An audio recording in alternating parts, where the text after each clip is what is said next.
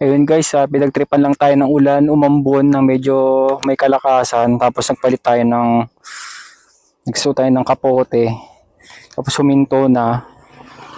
May patak pa rin pero mahina na. Ang init kasi ng raincoat natin eh. Bigay ko sa kuya ko yung ano ko eh, isang raincoat na more on na siya eh, windbreaker. Pinarin ko sa kanya. Ito okay naman yun eh. Yung konting patak lang talaga. So yan, mag-resume ulit tayo ng biyahe natin. Hindi ko alam kung nasaan na tayo. So, nasaan na tayo? Middle of nowhere. Okay, let's go!